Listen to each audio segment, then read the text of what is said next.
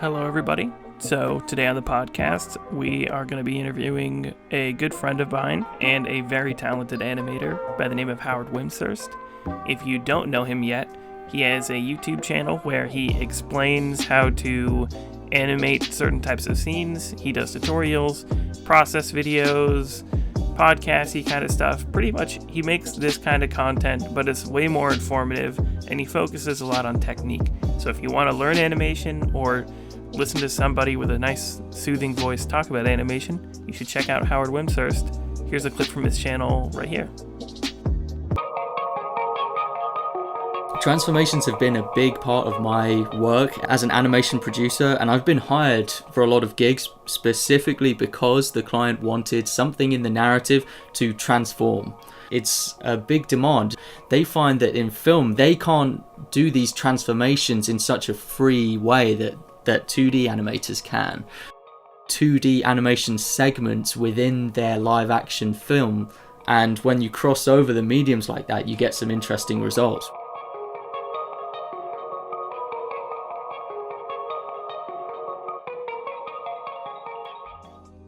This is the beginning of the podcast. Welcome to the podcast. I'm here with I just call it the podcast now. I don't know what to call it.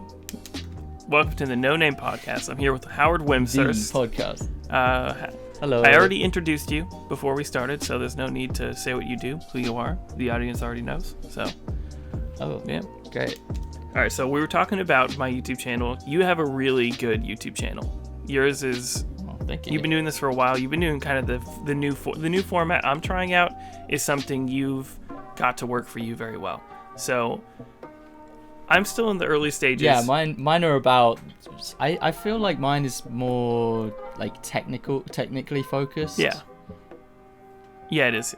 Like I suppose more like conventional education, where yours is more like it seems to be more like casual sort of conversations and things. Yeah, I want to talk about what we do, and you're more of like a teacher. Yeah, you do talk about it, and you kind of do like personal stuff as well, but you mainly focus on teaching. Like you'll actually break down terms, and you'll do it live with the audience, which is really cool. Which is really it's rad.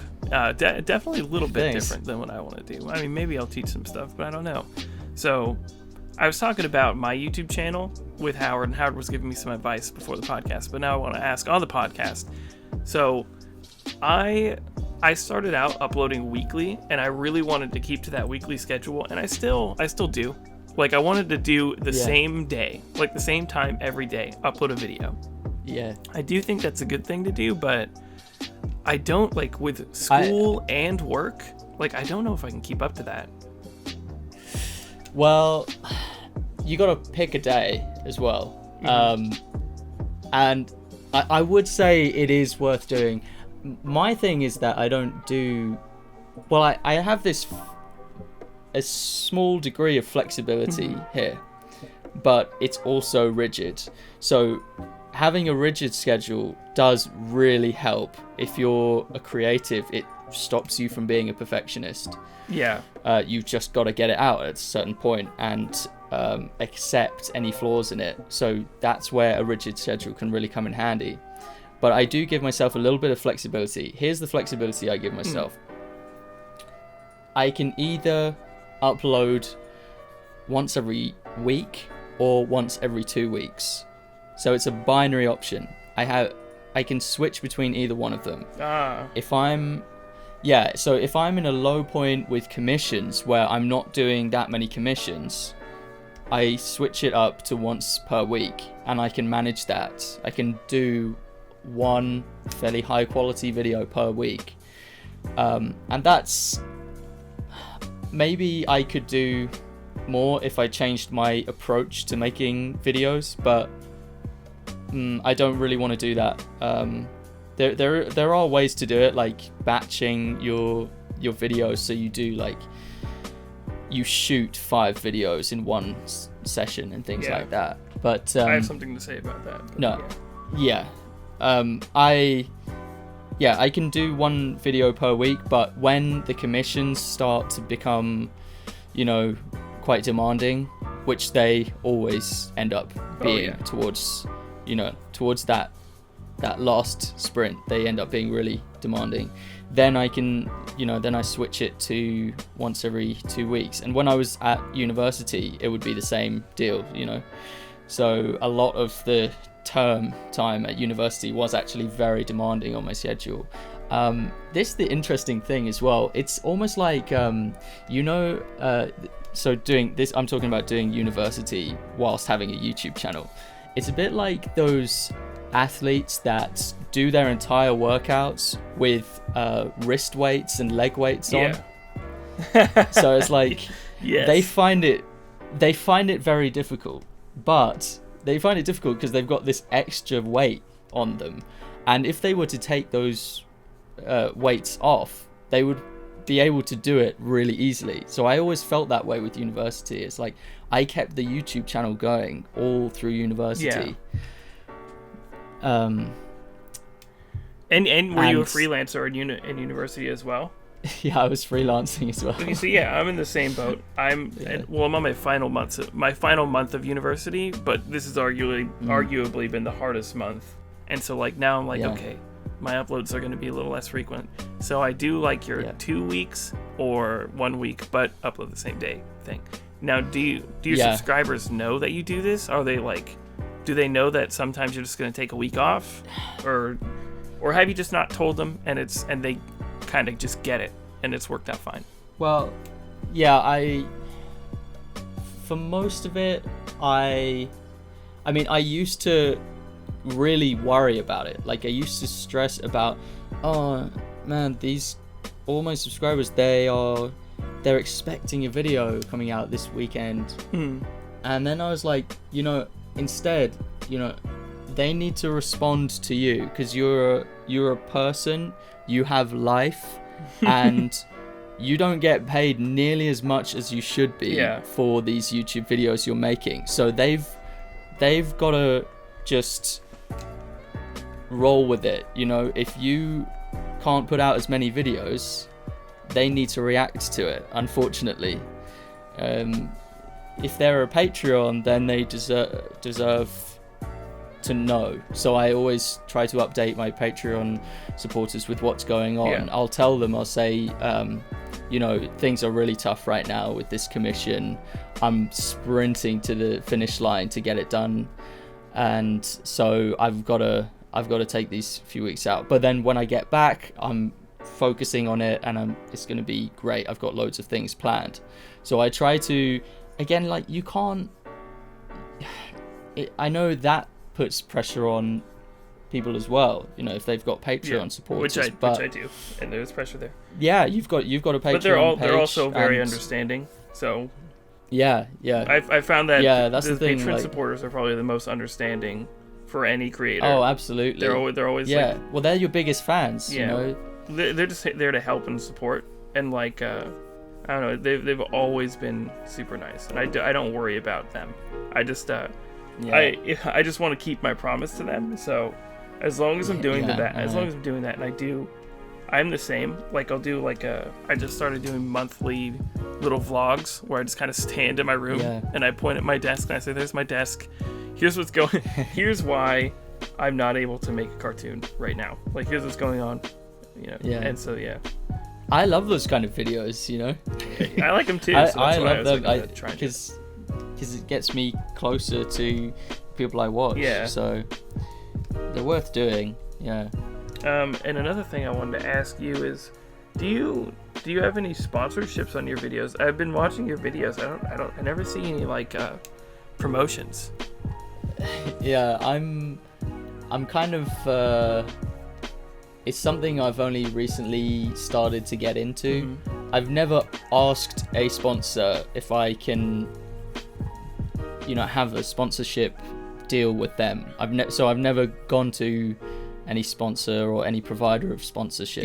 You should, man. That's like the kind of thing that can take your YouTube channel and turn it from a hobby to a career. I feel like getting sponsors on all of your videos can, because AdSense is like about as much money as like your grandma will give you on your birthday. I know. Like, here's a nickel, go buy a Coke. That's what AdSense is. So if you can if you can get a paid sponsorship like Skillshare, like your videos are so like I feel like there's like advertisers that would love to do promotions on your videos, like Skillshare and stuff. Well, like places where people yeah, can learn that animation. was in the past, but now I am. So I have actually I did a sponsored video for Skillshare a while back, and unfortunately the video just wasn't one that picked up very well. So it got some views, but it quickly fizzled out, and I think they just never came back to me after that. But yeah, I've got an upcoming, like in 2 weeks time, I've got a sponsored video. I'm not sure how much more I can say, but there's this, yeah, they're starting to happen.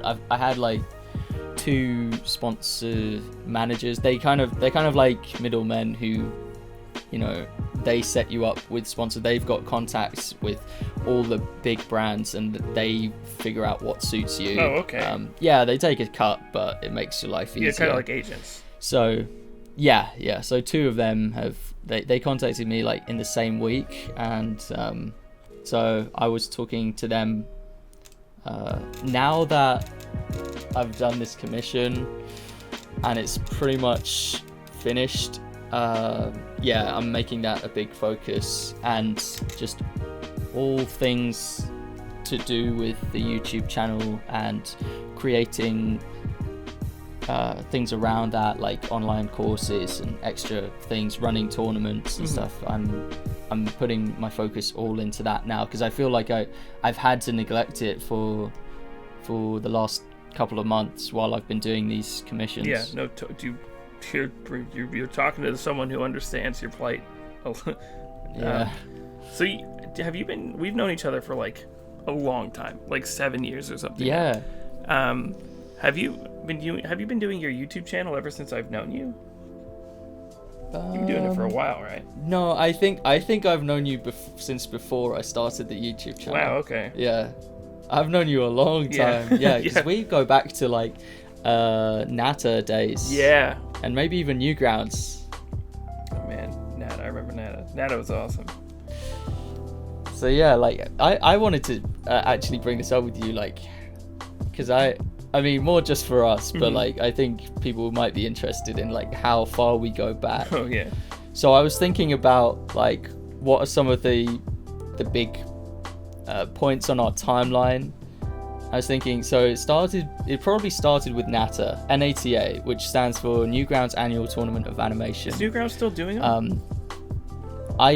I don't think so. I think we were actually among the last to do them, because I met Adam at Pico Day, and he ran them all himself. Yeah, I remember that. But he had to stop doing them, I think.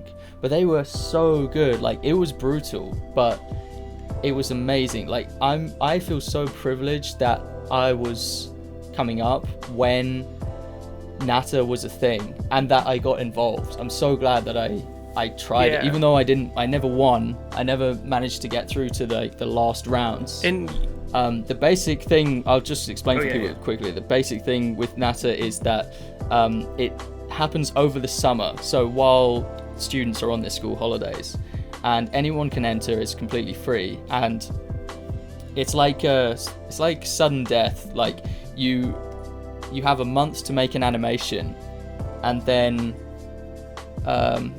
you either go through or you get eliminated, where you basically sit out. If you go through, then the next month you have to make an animation again, and the minimum length of time for the animation, I think, is like a minute. So it's a minute-long animation every month. So you get 4 weeks to make it. It was brutal, and that keeps on happening. It is brutal. It is really brutal. In the best way possible. But so brutal. But in one summer, imagine if you go on to get into the finals of that, and that's like 4 months, maybe 5 months. Well, you've made 5 1-minute short animations in one summer. Dude, Fred's entire portfolio for like 2 years was just his NATA work, and he used that to get him jobs. Absolutely, it was an entire portfolio right there. And Fred is incredible. How he was able to do that, and he. Oh man, Fred, Steak Robot. Look him up. Steak Robot with an awkwardly placed J. Swedish J. The Swedish J, yeah. and I asked him about his name. I said, why did you spell it STEGJK robots? And he said, oh, I thought that's how you spell it in English. I feel like this, like, we jump from subject to subject, and we're moving so fast because, like, you and me, we are moving you and fast. me haven't gotten a chance to talk in a while, and we don't get a chance to talk that much. But, like, we're just like, we have so much to talk about. And so, like, as a listener, people are like, we are jumping topics. But I want to take a step back, like, maybe 2 steps back. Well, one step back, and then another step back after this, because I want to stop and talk about Nada. So, Nada was like, I feel like Nada gave us the art school experience that I'm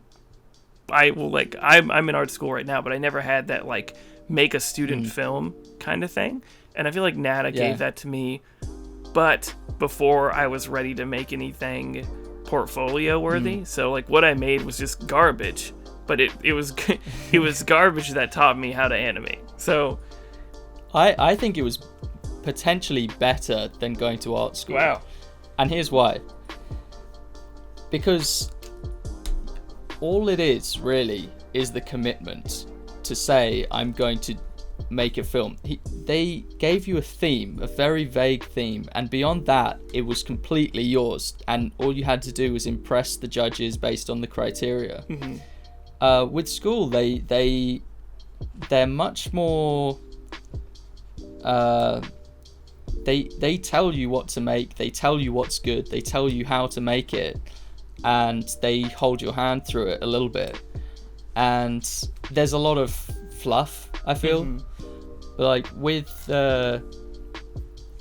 Nata, you it's really you in the driver's seat. You have to do it. And anyway, well, long story short, I know I'm kind of jumping off topic again, but long story short, I thought Nata was so good, and it was so important to my development as an animator, a young animator, that I've decided to kind of carry the torch now. Oh, wow.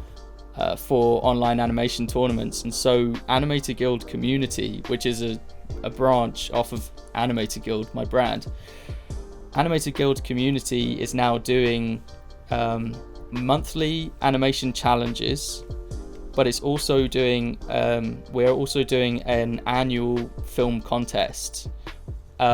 It's a little bit more lenient just for the first year where we're trying it. Basically, for this first year, anyone can enter. Again, it's free and you keep ownership of your own work. It's non-profit, and the prizes are just kind of paid out of my own pocket. Oh, wow. Yeah, and you have up to a year. If you saw the announcement when it first launched, you would have had a year from then to make a 1-minute short film. And people can join up to a month before the deadline. I think it's either a month or 2 months. I need to check what I wrote. Now, do they need to track their progress so that you know it's not like a film they've already made a while ago? We've decided for this one that we're not going to be strict on that. But yeah, we've told everyone that on your honor, you should make the film during the time this tournament has been around. Don't just hand us an old film you made and pass it off as an entry. We don't want that.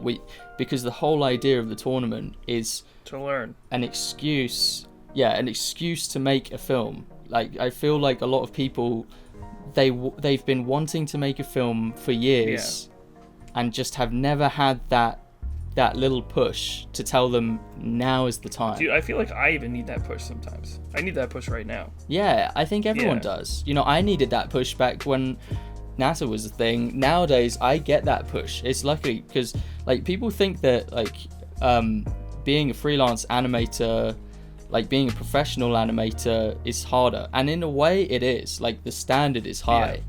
But certain things are easier. I receive that push from clients. A client contacts me and is like, I need this thing done within this time. And I say, okay, and that's a commitment. You know, I get those pushes myself. I even get themes. The client will come to me and say, we're doing a music video with these themes. I get the themes. I don't have to start from a blank page. So certain things are actually I actually find easier now as a professional.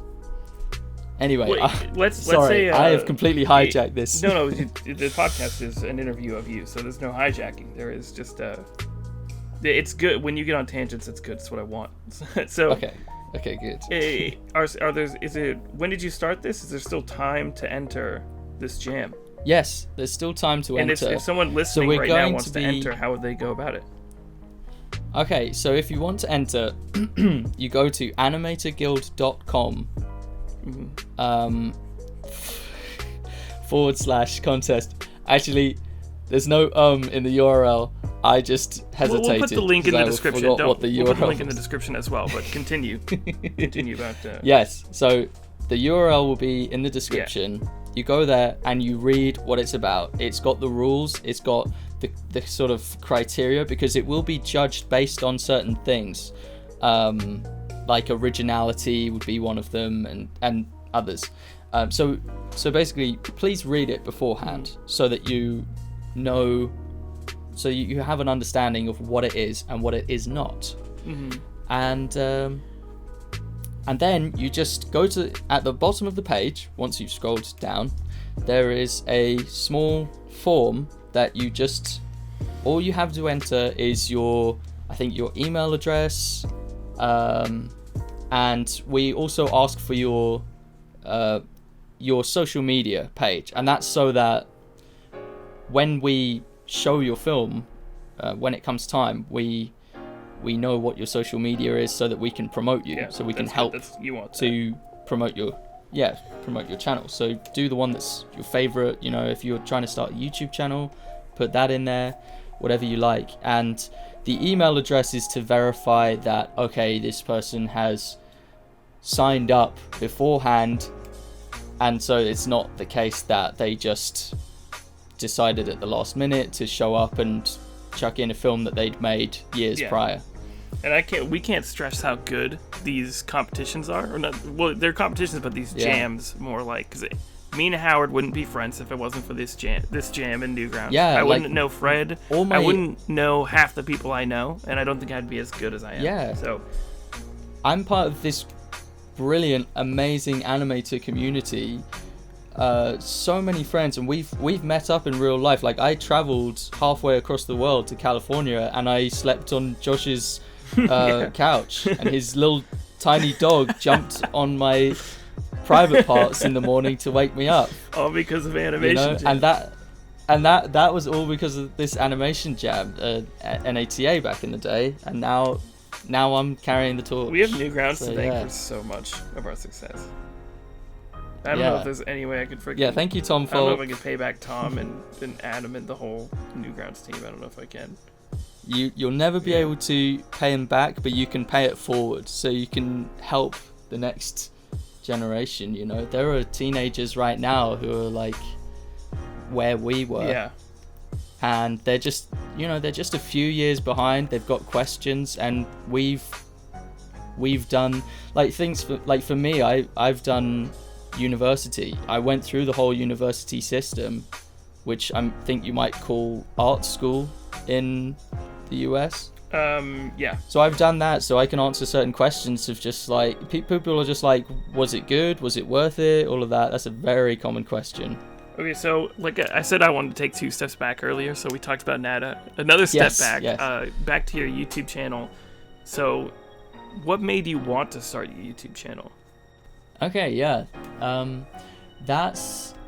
remember I was a Newgrounds boy, as you know.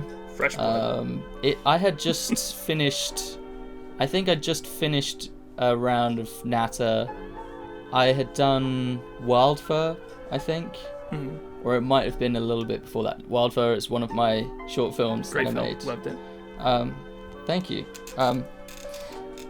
And Rubber Ninja made a video explaining that a change in the YouTube's algorithm meant that they were no longer paying video creators per view. Instead, they were paying per length of runtime, which in turn rewarded pretty low quality content, if you ask me. Well, not low quality, just longer form content, which animators couldn't compete with. And he was just saying, you know, this is the way things are now, and we have to adapt.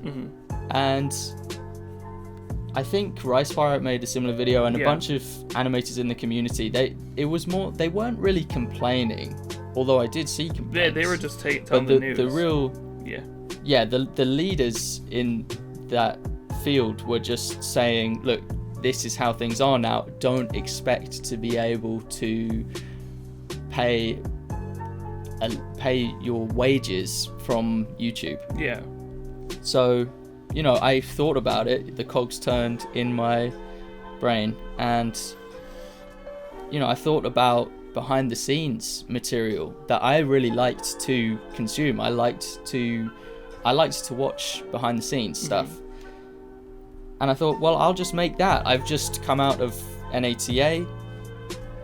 I have this film, and I'm gonna make another film now. I'll record my screen while I do it, and then I'll talk about what went into it. And in a way, that's like the other thing which I started to discover was it's like a humble brag. You know, it's a promotion thing as well. Like, you're promoting your film's release. And we talked about that a little bit with Vivzy Pop's Has Been Hotel Success. How she used her YouTube channel to show the process of making it, and in turn promoted the film. So it was really it's a smart very move. Smart. So you saw a hole in the market. You saw like this bad news, and you're like, I'm gonna use this bad news as an opportunity to do something different. I was. That's really inspirational. That's really smart. If things seem bad, if doors are closing, it means that doors are opening. I think it takes an opportunistic kind of mindset to make it in this world. If you're able to do that, you know, when people, this is what you learn in enterprise, which I kind of took enterprise as an extracurricular activity at university. So I've learned a few lessons in enterprise, and the thing you learn is when people are complaining, there's an opportunity there. So there's an opportunity to there's something, because you're able to provide something which helps, which is useful, you know, because things aren't as they could be or as they should be. So I guess most people have a sixth sense for that. You don't need to tell them that for them to have that idea in their minds. But we have to adapt. You know, we're creatures on a planet which isn't designed for us. Well, you say most people have a sixth sense for that, but a lot of animators gave up. A lot of YouTubers gave up during that time. I think, and I don't want to quote Rice Pirate. I think it was him that said this, but again, it's off the top of my head. I don't remember who said it. I think it was him. But I think he said when that change happened, it was kind of good for the community, because the people that stuck around were just the people that were passionate, the people that really wanted to do it. I'm sure it was like a sort of a purge of the people who were just half in, half out. Exactly. And those people probably went on to do other things. And, you know, they probably there was probably a lot of success in other fields when they moved over. You know, I'm sure people moved into games and other things. So you know, related fields. There are so many neighboring subjects to animation that you can sidestep across and still have success. Can I use this as a transition right here? Of course, yeah. You're a freelance animator. I think a lot of people getting into animation are worried about it being a lucrative career, and I think like seeing how things change with technology and stuff either scares people or gets people excited. Do you think there's always work for animators and artists, or do you think this is more of an industry that's full of competition and we have to fight for our work? Which mindset do you subscribe to really here? Okay, yeah.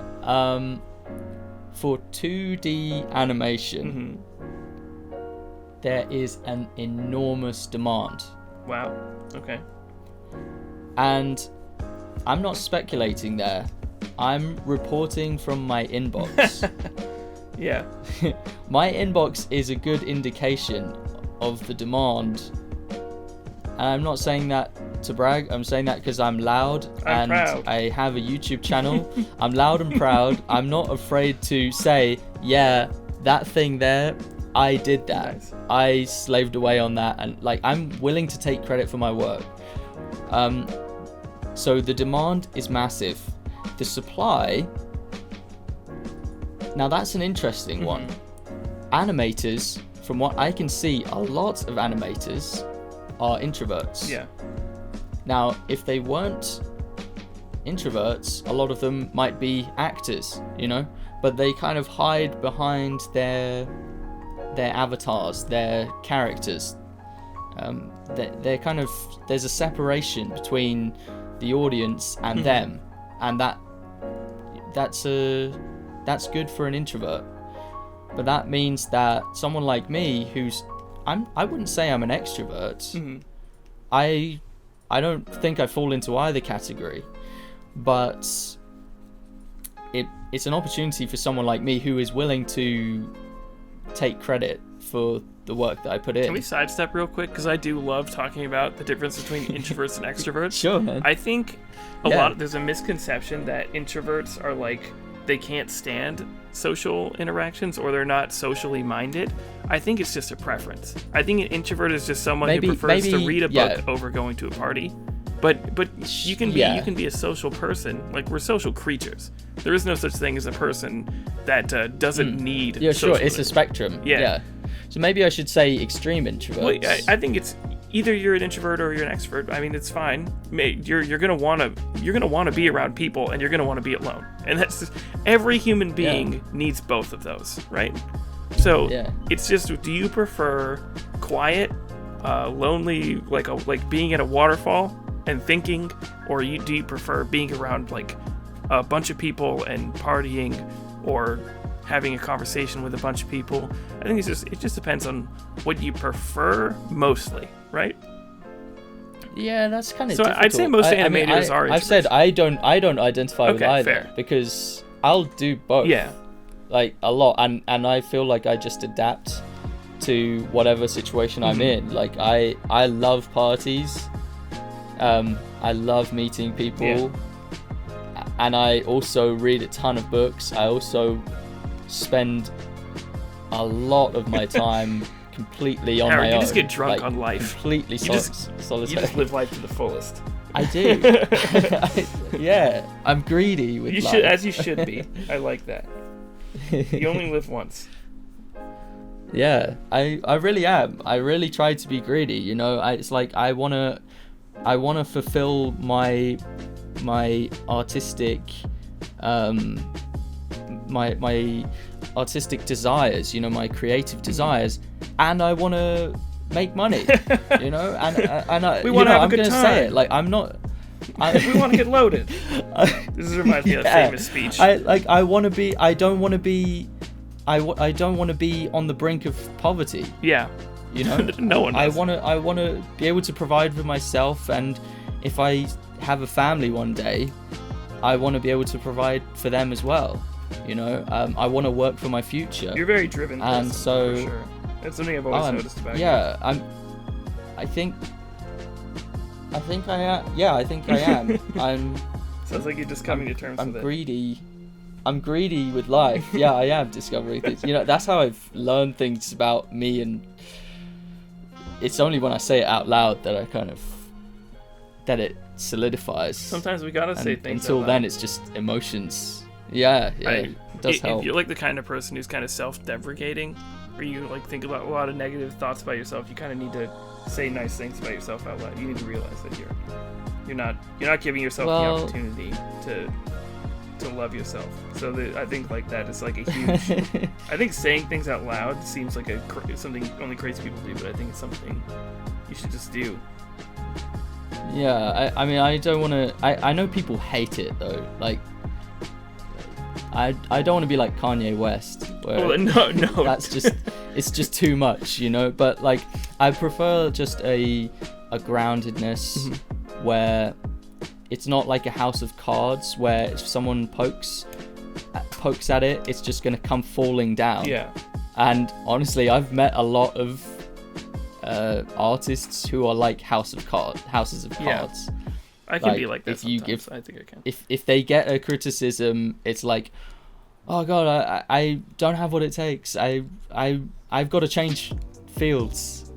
You know, there's got to be some robustness there where you can just you can weather it a little Howard, bit. real quick, can I take another side step? Absolutely. Have you seen Kanye's new shirt designs? I haven't. Okay. I saw an interview with him. I'm gonna. He's converted. He's converted to what? He's a born again Christian. Oh yeah, he's been like that for a while. He does these crazy sermons. Oh okay, it's old news. Yeah. I see. I want to take I'm gonna edit this in, but I want to take a brief moment to just show you his new shirt designs, just so I can hear your reactions. In my art class, we were pulling them up and just laughing so. I'm looking at them now. It's like I think he made them himself, and it's like very much like, so he got a hold of MS Paint. I'm expecting them to be all right because I think Yeezys look pretty cool. No, they don't. Yeezys are ridiculous. Oh. It's like he made it on Microsoft PowerPoint or something. He's got a whole line, and each one is funnier than the next. No way. That's gotta be a joke. It's not. It's on his official website. Each one is like $500. Okay, the second one isn't that bad. Okay, the third one isn't that bad. Are you kidding me? It's freaking smudge. I'm trying to imagine like someone wearing it.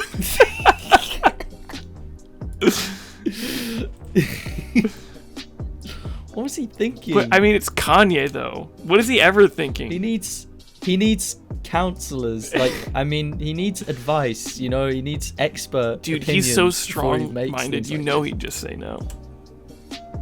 Look at this one. Who would he listen to? If you can, we can. If you can. Look at the back. Look at the back of this shirt, dude. Hold on. See, I'm trying to imagine someone wearing it. I'm trying to imagine someone wearing it, but then everything else they're wearing is really cool and it's really well considered.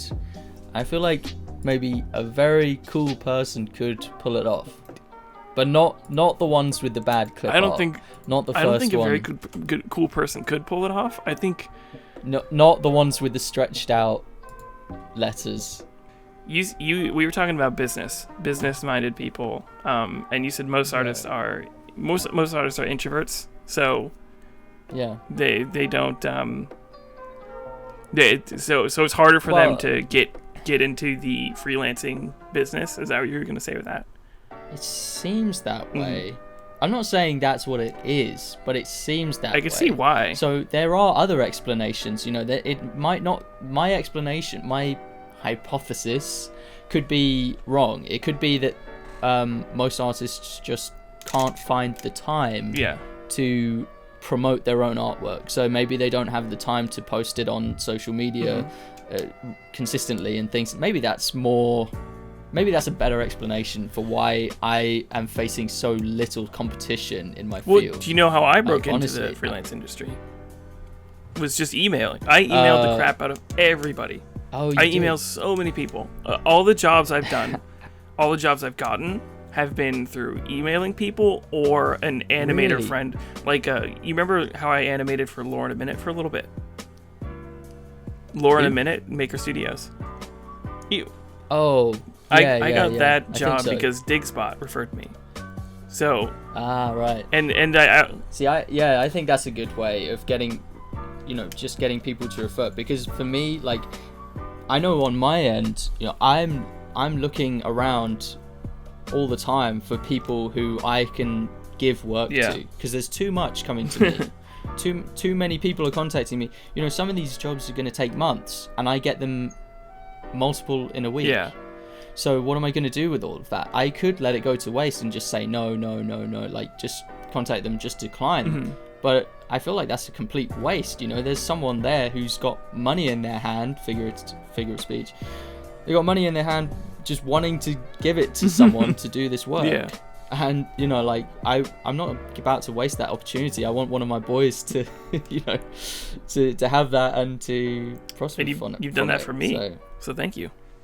Yeah. I did, and probably a lot of other people. So I can see that was weird though. That was more like my client actually just found you through me somehow. I didn't. But before that, you've done it for me as well. Actually, I remember you offered me some work that actually I had to turn down because I was too busy. But you still offered me work. Did. I do it to a lot of people. So I could see why you would come to the conclusion that having a more extroverted or like go out of your way kind of personality type can lead to getting more work. And well, yeah, it worked for you. Yeah, like reaching out to people and making friends is how I've gotten every job I've ever gotten. Yeah, there you go. For me, it wasn't that. I made the YouTube videos, and the YouTube videos started getting some traction, and basically I do it so that I tag my videos with things, and I end up ranking in search results for YouTube. Okay, yeah. After the call, we got to talk about that because I want to figure out how to do that. Well, just really, yeah. We can come back to that. But the interesting thing is, and this is what I found, people at first they maybe don't realize how difficult 2D animation is, so they look up a video on how to make it for themselves. Yeah. And up my video comes, and I'm not addressing clients in my videos, I'm addressing other animators and helping them. Yeah. But like, because they're listening in on this conversation and they're realizing, oh wow, this is actually really difficult. I can't do this. I need to hire someone. And who better to hire than the guy who's teaching it? Yeah, fair. So they come to me, you know, so that's worked very well for me. And I like that. I like that people come to me because it means that I can, you know, it's like the whole interview process is completely flipped upside down. Yeah. Now, I don't apply to anything. People apply to me. Clients apply to me. And you like that. You like that a lot. And I love that because I can choose, okay, this client has this budget, this client has this budget. You know, this client has much more interesting subject matter that they want made. Which one do I choose? Well, the ball's in my court. I can decide. And I think that's like so I turn down clients and I give clients away to other people, and sometimes I choose to work with clients. Being able to turn down work is like where most freelancers want to be. They want to be able to pick up jobs that they want to get. That is hard. Yeah. That never gets easy. You know, for me, having some of these projects, the difficult ones are the ones which are just amazing creatively. Like, you really want to do them. You can see what it's going to be like. You know, you can visualize it, and it's going to be amazing. Yeah. But they have terrible, tiny budgets. Yeah, it's usually like that. Yeah, you can't resent them for it. They're just trying to make it work, but they just don't have what it costs to make one of these. You know, if I'm going to spend months on something, the budget has to be there. You know? I think, I also wanted to say my YouTube channel has gotten me work as well. Like Game Grumps and stuff. Yeah. And other YouTube channels. YouTube is a big place to make money with animation. Yeah, that's only going to multiply when you get more subscribers and more views on videos. And Twitch as well. A lot of people are like, when YouTube dies, what's going to happen? Well, people will go somewhere else. And you know what? They're going to need to build a whole new infrastructure there, and they're going to just be hiring more creatives. You know, that's just the way of the world. It's like jobs don't end, jobs are created because things change. So you just as long as you're changing with the times. This isn't gonna stop. I don't think it's gonna maybe transform. Yeah, it will change forms. If you look at YouTube 10 years ago, the interface looked different. It ran slightly differently. Certain other videos were popular, but it was mainly the same source. It's kind of the same thing. And here's another thing. It's not going to go backwards. Yeah. Like, technology is not going to regress. It's going to progress into whatever it is next. We don't know what it's going to be, but it's not going to go backwards. Yeah. As well as but you got to be ready for where it's going to go. Yeah. Like a lot of people, when computers started becoming a huge thing, a lot of people were like, what's going to happen to the jobs? What happened was just computers created a lot of jobs. It's just created loads now of jobs, there are people like you and me who don't ever have to get our hands dirty, and we could use computers to just to work. So you love to animate action sequences. You talk about in your videos how you started out doing comedy because that's kind of like what everyone was doing back in the Newgrounds days, and then you realized that you just kind of had this affinity for action scenes, and you were in communities like Hun's Dojo and stuff, right? Did I pronounce that right? Hun's Dojo? I call it Hyun, but I really don't know. For Huion tablets, you're doing action animation. So... And actually, there was an obscure site before I went onto Hyun's Dojo, and it was called Fluid Animals. It was made by an animator called Stone, and I think it got absorbed by Hyun's Dojo. But it was, anyone who remembers Fluid Animals, let me know. Write a comment. I'd be interested to see if anyone remembers them. So action sequences, why action sequences? Get more into that, like, other than the fact that you were just like, comedy isn't my thing. Have you found a lot of success doing action sequences? Do you think there's a market for animating action sequences, choreography, etc.? And what got you into it, really? That's a lot to say there. I'll see how much I can think of. So you had a few questions there. I just want to start at the start. Action sequences. What I guess, have I had success with doing? Yeah, because you kind of like the type of animation you get good at is the kind of animation you usually get hired for. Like my professor. My animation professor is like a Disney effects animator, and she's just really good at effects. So everyone was like, I gotta have her water in my in this animation. So it pretty much Disney water. If you look at old Disney 2D films and you see the water, I remember you showing me. It's all beautiful. Her. So really nice. What you get good at is what you get hired for. So absolutely, I want to say, like, for your portfolio, people ask me this a lot. Like, what should I put in my portfolio? Put in something that you're wildly passionate about, and and if you're taking that portfolio to an art school, you're going to have an interview when they open your portfolio in front of you, and you just kind of say what you're doing.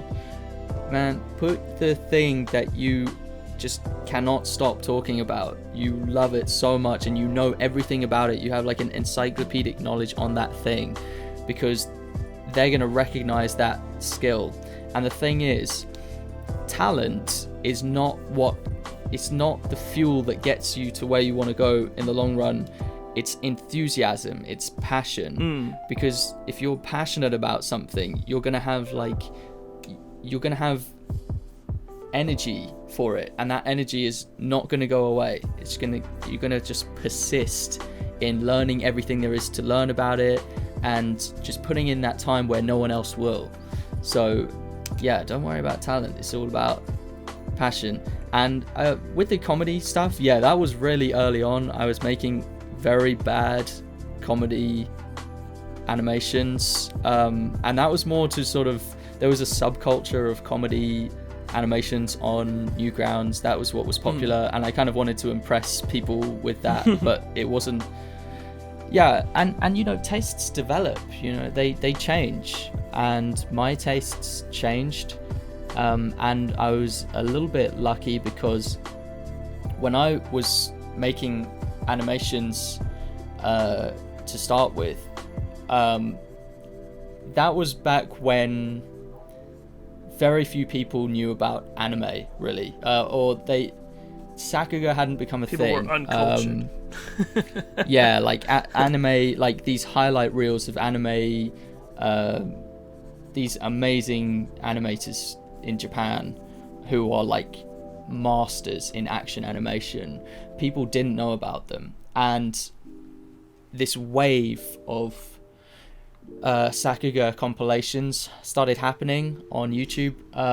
Over the last 5 years, I'd say it's picked up. You've got channels like Hobbs Sakuga, Blue Sakuga, Sakuga Buro or Boru, the website. This stuff's getting really popular now, and like here I am doing action animation. I don't make anime, but it's like it's animation which isn't intended for children necessarily. It's more intended for young adults, teenagers, and people like me, I guess. So I don't make the features of characters cartoony, and therefore people think that it's like anime. Unfortunately, if you have characters which have near human proportions, but simplified into lines which are doable for 2D frame-by-frame animation, unfortunately, people are gonna say that your art looks like anime. Even if you don't take any influence from anime. I do take influence from anime, but I take just as much influence from Western animation and world animation. You know, I'm hugely influenced by European and Russian animation as well. So, have people given you grief, like saying your stuff looks like anime? Well, it's only grief if I interpret it that way. I understand why they do. Yeah. So I can't really get annoyed at it. I'm kind of like, they don't know any better, you know. But having all these action sequences in your portfolio, do most of the jobs you get want like action-based stuff? Has it? Well, that's interesting. Yes, people do come to me for action. Going back, I just want to quickly amend what I said. They don't know any better. It's just that, like, for me to really explain that, I need to say everything that I've said there. With like, look, anime is a small part of what influences me. But I understand why you think that it's like anime or it's trying to be anime, because of how broad the influence is.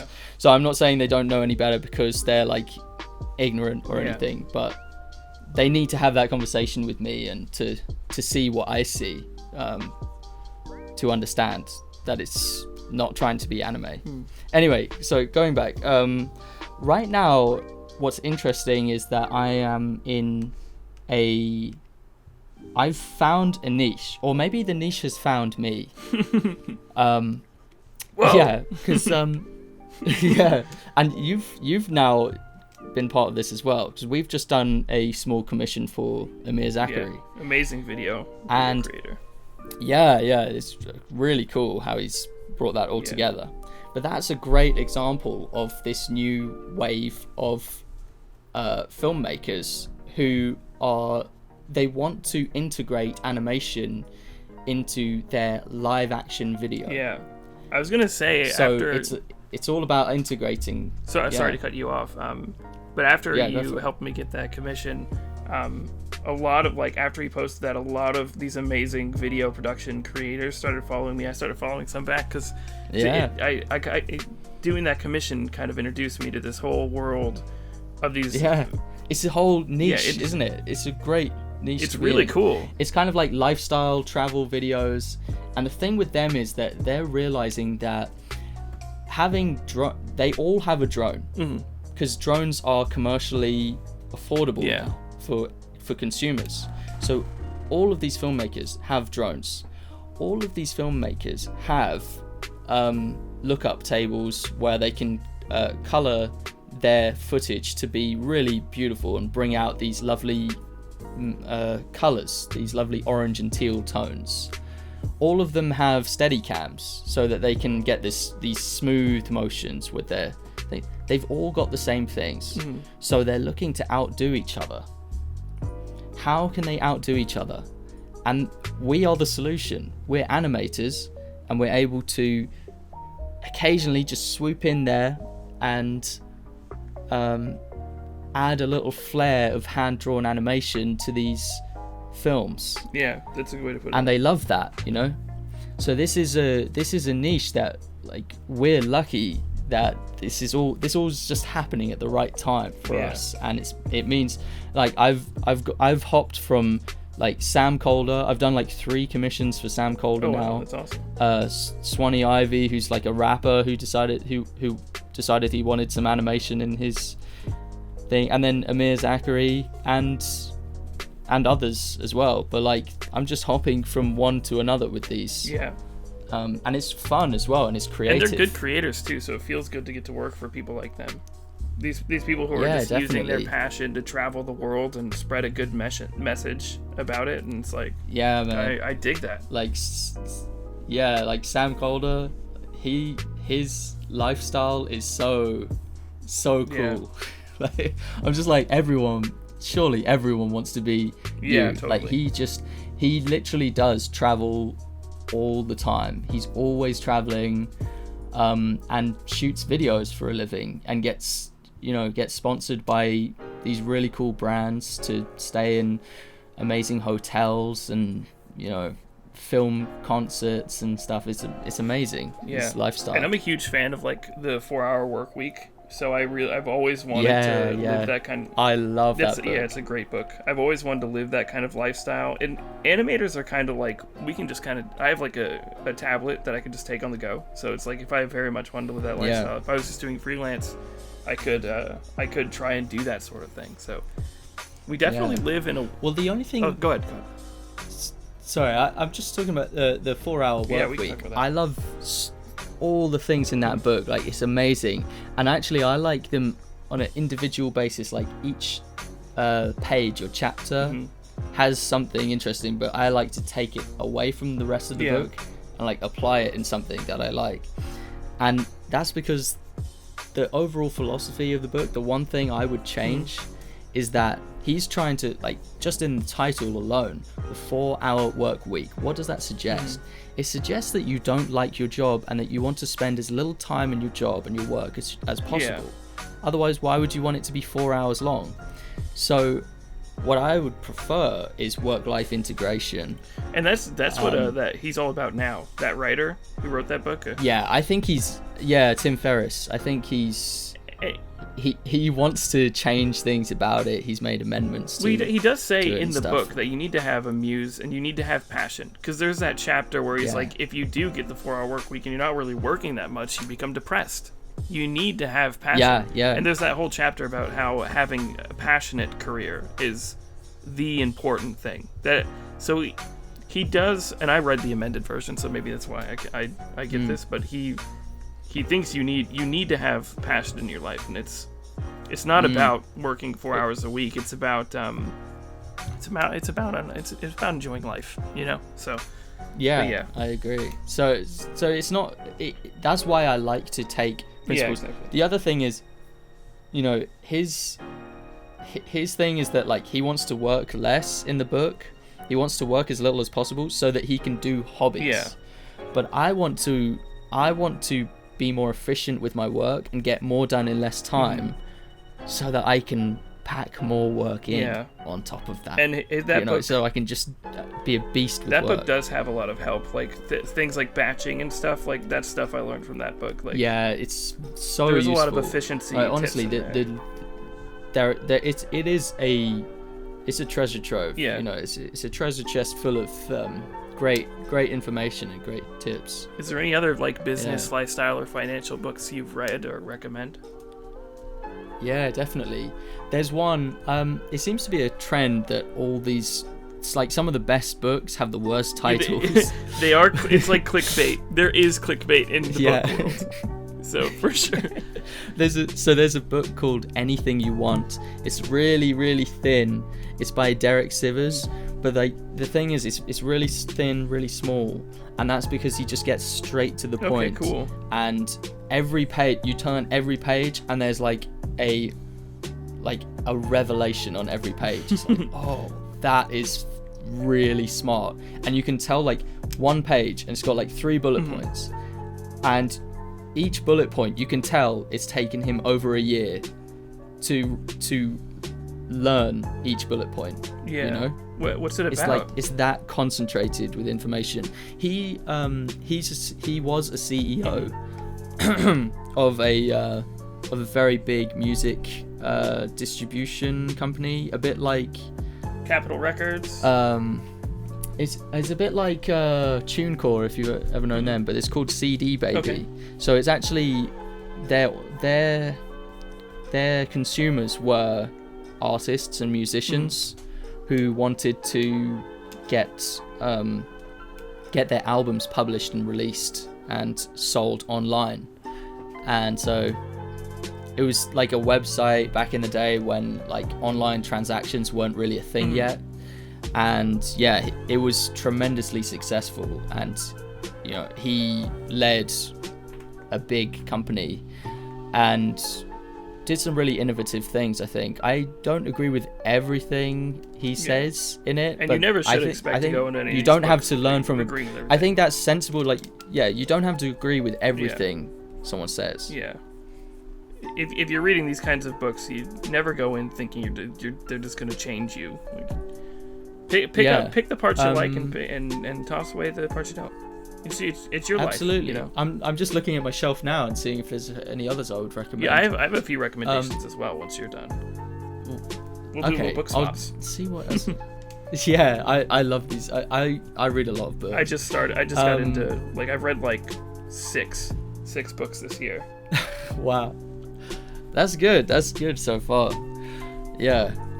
So one other, if you're a filmmaker, I recommend the Rain Dance Producers Lab, low to no budget filmmaking. Ooh, I'll have to link that in the description. Yeah, that's right up my alley. But it's a big book. It's intimidating because the text is there's a lot of text. I'll just get the audiobook version of it and listen to it while I work and drive. Intimidation gone. Yeah, I haven't checked if there is an audiobook version. There probably is. There usually always is, and I freaking love it. If I can do the audio version of it, I will, because then I could paint or something while listening, and I love that totally. stuff. So yeah, that book is like, he's a film producer, and the thing is, man, no one learns about producing. They always learn about directing, or they learn about the craft of making it, but these big projects don't happen without producers. And these days you got to really be your own producer. Until you can either join a studio or start hiring people, have the capital to hire professionals, you need to be your own producer. You need to get things running yourself. You need to know all of that stuff, and there's just some great advice in I've never even thought of that. Like, I've had to be my own producer, but I've never even thought I was doing my own, like, producing. So that's just hearing that is interesting. The days of like being, it's not like Hollywood where, you know, you show up to the studio, you know, this big warehouse with lights and things, and there's a director in the director's chair with a megaphone, and like all he has to do is think about the shot and the performance. Like, if you're in that position, you are like 1 in a billion. Like, one in many million. It's really rare that you'd be able to just be a director. Yeah.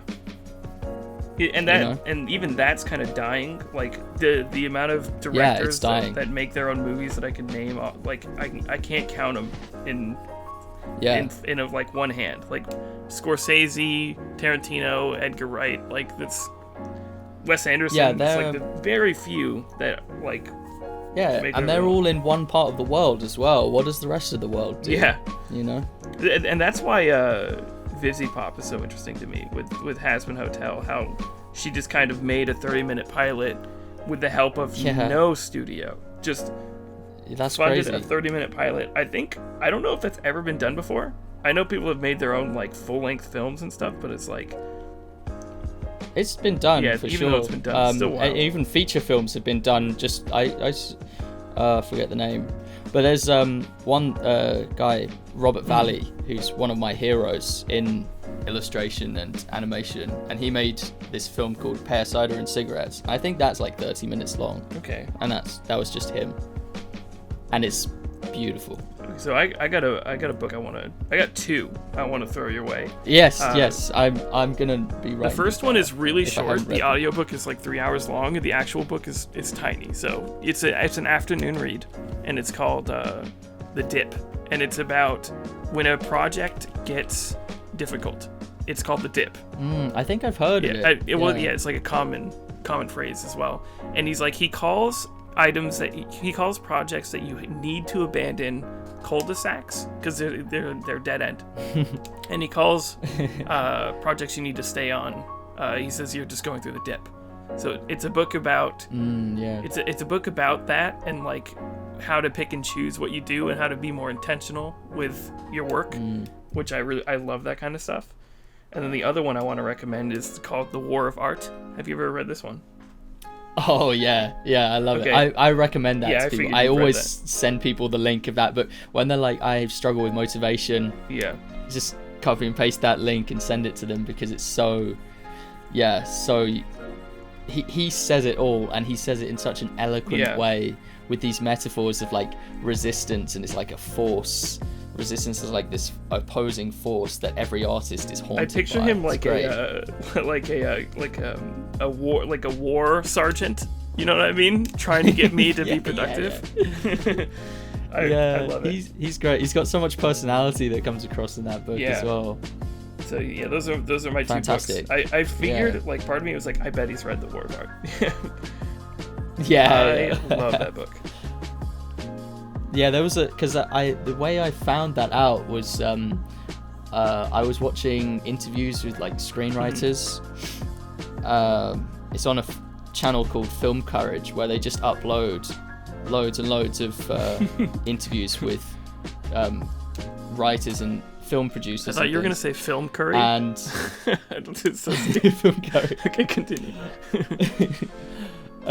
And like one of the questions was like, to the writer, this is a screenwriter, one of the questions was, are there any books or resources you would recommend? And he's like, I only have one that I would ever recommend anyone. It's the only one you need, and it's The War of Art. So he's like, anything else you can figure it out, like you can do it on your own, but like if you lose the motivation and you quit, then it's game over. You know, it's devastating. You never get back from that. And you occasionally meet people who are like, oh yeah, when I was younger I wanted to be an artist. What happened? Oh, I lost the motivation and then never ended up doing it. And that is a tragedy. That's such a tragedy. What could they have made in their lifetimes? We can also blame kind of society as well. Like, I don't know about you, but my parents, when I first started, were like, are you sure that's what you want to do? It's like, we support you, we love you, do whatever you want, but just don't be hungry. I hate when people say the word starving artist, because that implies that there's not a lot of work for artists, and I'm like, dude, there's so much work for artists. There's so much. Yeah, I mean, you gotta. I've been thinking about this a lot. Like, what is what's the word? Systematic. Say systematic. And what is the choice of the individual? So, just in case systematic isn't the right systemic? word, I'm going to define what I mean. Yes. So close. Not systematic. Systemic. Yeah. I knew it was around that. Yeah, systemic. So what is systemic and what is internal? Kind of based on choice. Yeah, internal decisions that might happen. And it is a combination, but I wonder, like, sometimes I wonder which is the more useful one.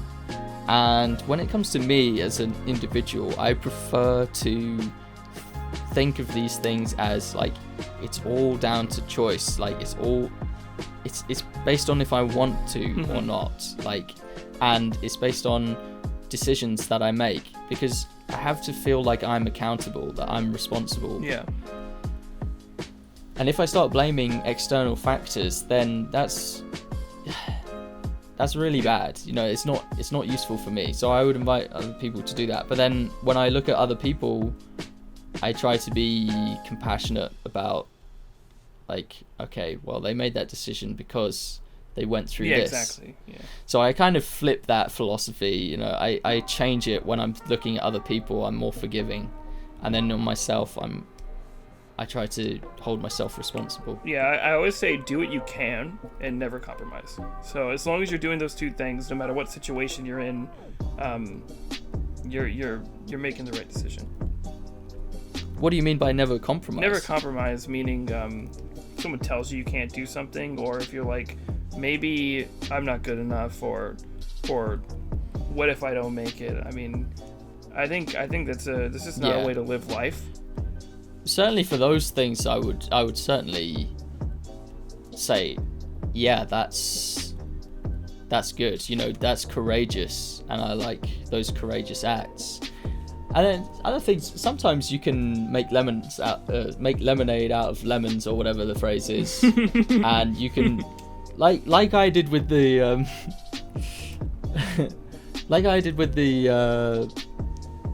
the news that, you know, animators on YouTube weren't doing well. You saw an opportunity. And I didn't exactly swim upstream. I didn't exactly face it head on, but I kind of went with it. I kind of rolled with the punch and saw how I could make something of a seemingly bad situation. I don't know. That can be good as well. You know, like, use your head, work smart, not hard, where you can.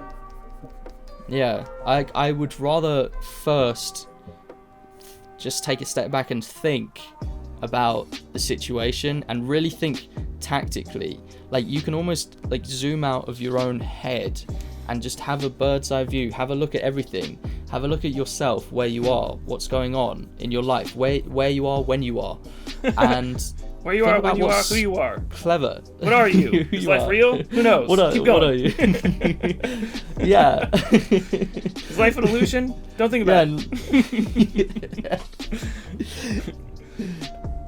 And don't be too, like, have humility, but also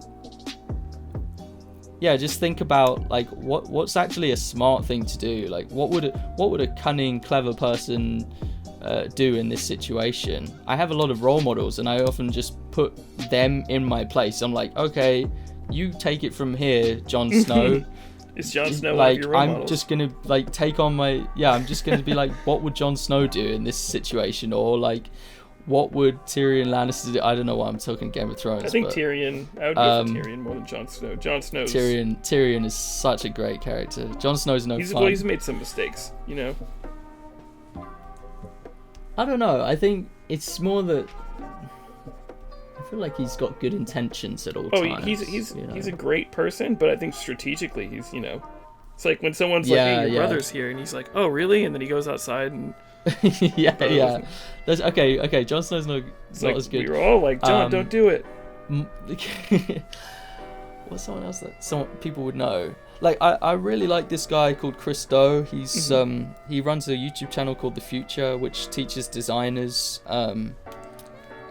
teaches the business of design. Cool. And that really applies to me as well. Like, I can learn from that as an animator.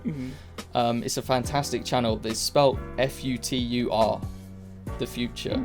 Check it out. And he's the CEO of a very successful design studio called Blind. And I just think this guy is he's so clever, and he's so switched on, and he's driven, and he's one of those people that I think of when I just like, what would Chris Do do? Design studios are something I just recently started thinking about. There's all these Instagrams with like these really sleek animations, and then you click on it and you see that they're a design studio. They get like contracted to make animations, and I'm like, oh, there's this like whole other world. There's this whole other job market for me. Like if I wanted to just like learn Illustrator and After Effects and just like do that sort of thing. You're not locked in as an animator. There's so much you can sidestep into. You've got a lot of options if you're an animator, and you're able to just change things a little bit. So if you're an animator, chances are you've got solid drawing skills, right? So that you can use those drawing skills, go from strength to strength, and change into a designer or motion graphics or editing. Do you think animators are more so much versatile than illustrators? I know the comparison game is dangerous, but just humor me. What do you think? I don't know about that. In terms of the job market. I mean, I don't know. I don't think so. What are the differences between illustrators and animators? I'm not sure. Animators make exactly. things move. Illustrators don't. Still images. Well, I know that. But I'm thinking more like on a character level. Like I think maybe animators aren't shy of doing lots of drawings. Just doing a lot of drawings. And so that can be a blessing and a curse, because like who was it? I think it was Bill Gates. He said that he hires lazy people because they find efficient workarounds. They find efficient ways to do things, which is kind of funny. Like if you're lazy, it means you're not going to do the work unless you really have to. Whereas if you're an animator, you're probably going to just charge head first into doing a very repetitive task and not see if there's like a very quick workaround for it.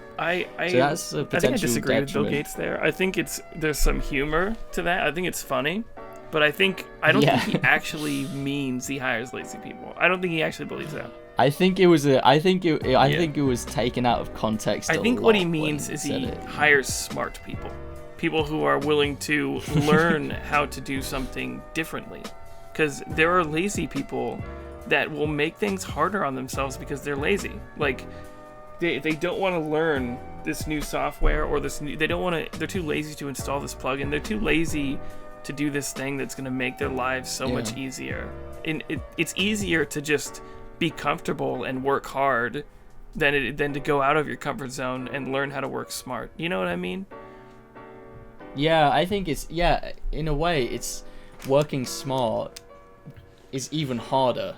Yeah, it's harder to, because you can sort of lose yourself in a mind-numbing task where you have to do it hundreds of times. You can lose yourself, and it actually becomes quite comfortable. It becomes very comfortable. If you have to do 100 in-betweens, there's something quite comforting in that. Yeah. You just have to. Because there's no silly business. And it's very low. There's no surprises.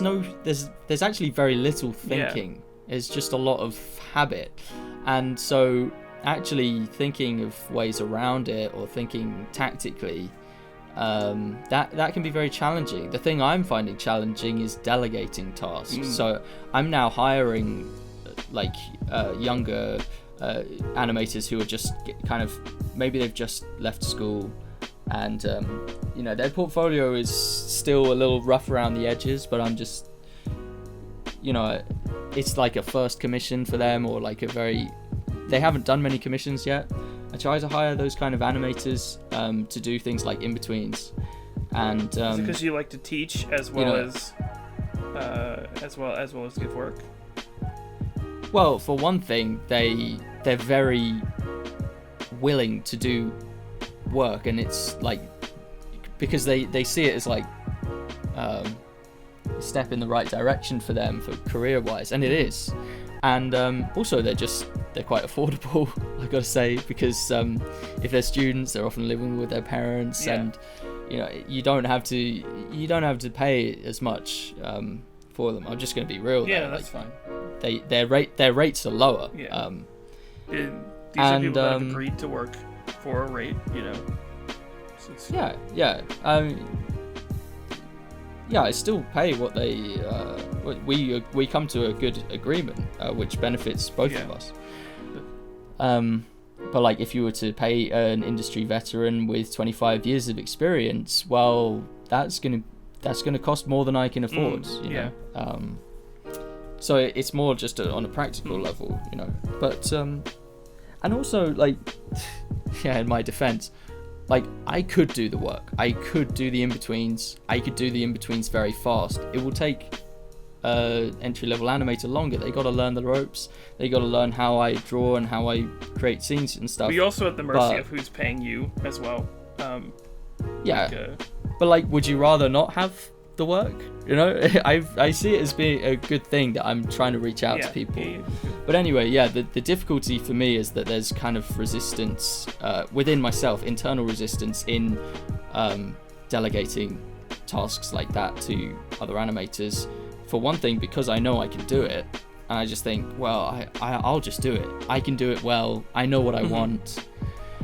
But yeah, that's a challenge for me. And the way I've overcome it so far is by seeing it as an investment. You know, I'm investing in this person. I'm going to train them. I send them like little video lessons, like just for them, like completely tailored to them.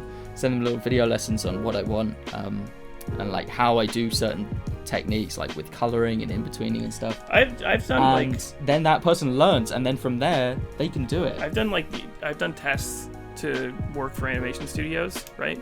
And if you do a test, it's not really paid work. I think some studios do that, but it's like, I don't do that. I would pay if I needed a test, which is amazing. But some studios don't, and I agree to it because it's like, A, I'm applying for a job, so there's a chance of getting a job, so yeah, whatever. But B, it's I learn. Like, every test I've ever done for a studio is a learning experience, whether I get the job or not. I'm learning how to draw in a style, and it's like, it's getting me that one step closer to learning how to do this. Well, if you can then own that clip that you've made for them, and you can publish it on your social media and stuff, then I'd say that's great. Do it. Yeah. Well, sometimes you just gotta. If you can't, then I'd be a little bit. I wouldn't really want to do it, to be honest. But you know, I'm quite. Yeah, I don't know. I don't really apply to studios. I don't apply to anything, as I said. Like, people apply to me, and that's, you know, maybe I should change that. But honestly, you see yourself working for a studio one day? Well, look, I'm not saying no. I'm not closing that door. Oh yeah, fair. But I'm setting the bar for them. So right now I have a pretty good thing going for me, I think. I'm not making as much, I don't think, as a studio animator in a good position. That's above like entry level. Yeah, and you gotta pay for your own health. I'm probably making like entry level. Healthcare, well, that's all right. I mean, I live in the UK, it's all good. But you know, so for one thing, I have a YouTube channel, and I get full credit for the work that I make. It's not like buried somewhere in the end credits, where no one can see it. Yeah. It's right there. I get to choose the commissions I take on. Like, I talk to the clients and everything. I get to make money on the side wherever I want. I wanted to make a hoodie to wear with the Animator Guild branding, and I made it, and I sold it, and I made some money off of that. Oh, nice, and man.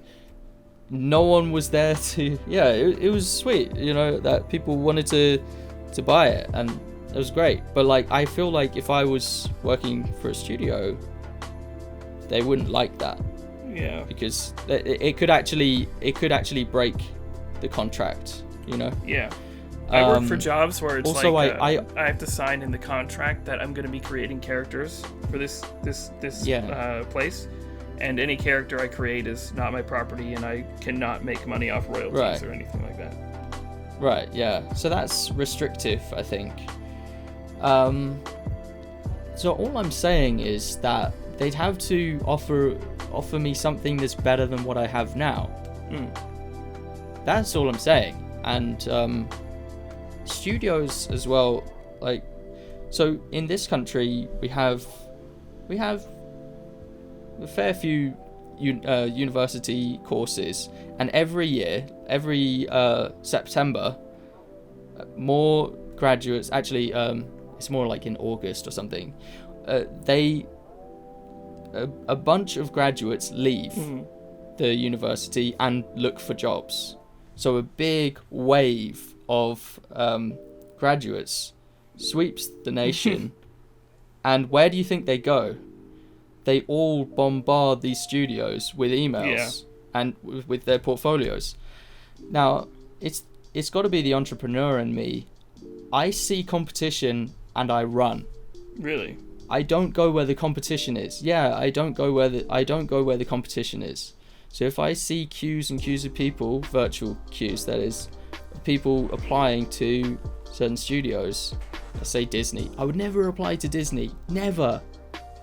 I've been to the convention. I've seen the queues go out the door and round the block. Not exaggerating. Yeah.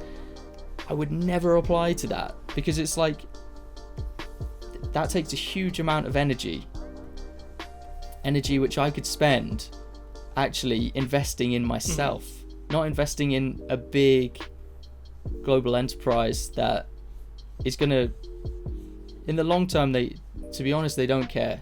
They don't care about you. They will throw you out when the feature film is done. You'll let go. I'm not saying anything. Disney, I love you. Maybe we should censor the word Disney. Would you like me to censor it? Disney, look, Disney there is my that's my wicker man for big studios. I'm not actually saying of a big studio, Disney. Yes. It's a big studio. I haven't looked into them like with any detail. I haven't examined the contracts or anything. So it's more just my stand-in for loads of big studios.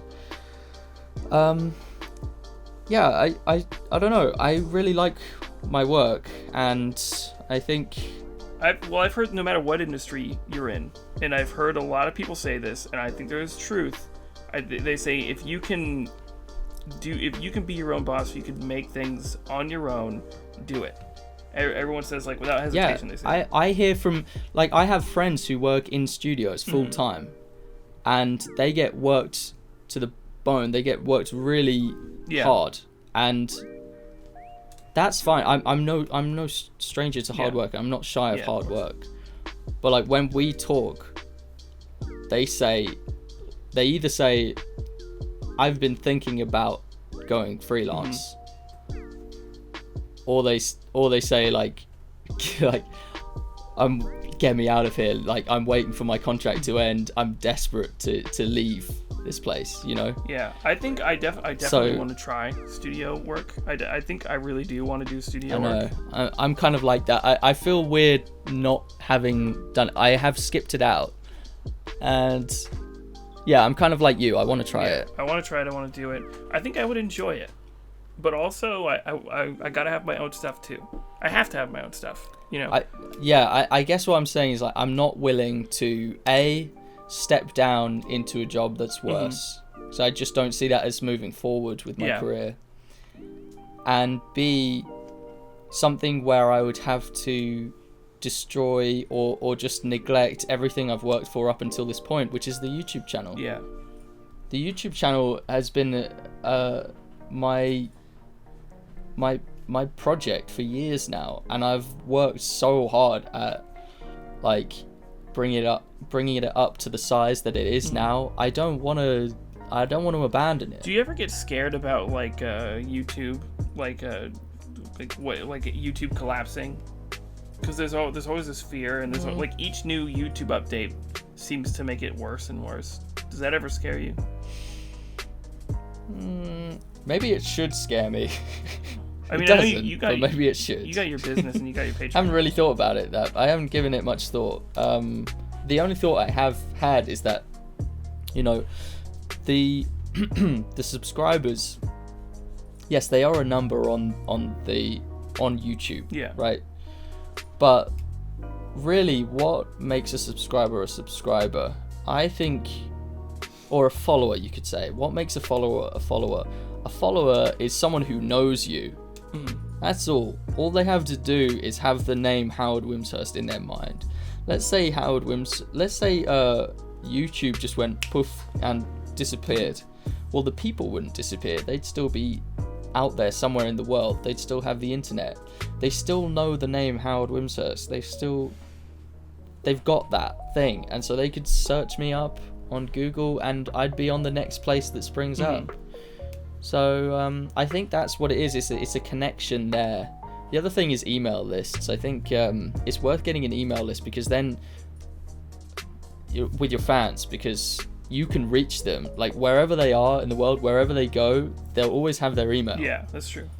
So you'll always be able to reach their inbox if you've got an email list. So I'm working on like improving my email list. Yeah, that's another 4 hour. In the event that happens. Yeah, it is. Like, get an email list. That's still relevant. It's a bit old school. It really, like the YouTube channel with the subscribers, it acts almost in the same way as an email list. It's like saying get a following, really, because instead of writing emails for an email list, I'm making videos for a YouTube channel with subscribers. It's like that's like how I communicate to them, is through videos. It's the same thing, really. Yeah. Okay, well, I don't know, like I think everyone should have their own stuff. Do you know Taniko? Yeah, Taniko Pantoja. His videos are freaking great.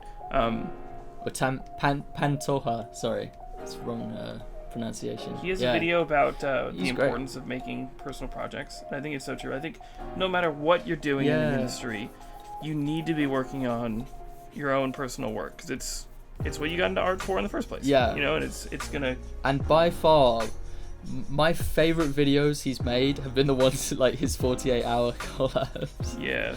They're so funny. Yeah, those are cool.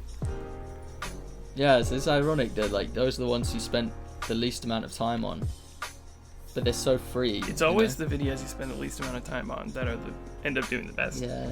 Okay, we've been going for an hour and 40 minutes. How much more time you got? We can end it here. I've got all the time in the world, but my voice is giving out, so I think it might be time to flip this and start interviewing you and letting you do all the. Oh, you want to do a you want to do go back to back. Oh, okay, we're batching. Okay, I see. Yeah, okay. Yeah, if you're up for it. Yeah, no, totally. If I would have known we were batching, I would have flipped it over a long time ago. Sorry to keep you you for an hour and 40 minutes. My bad, dude. Not subscribed yet, please consider doing so. I post content like this all the time. Thank you guys so much, and I'll see you on the next one.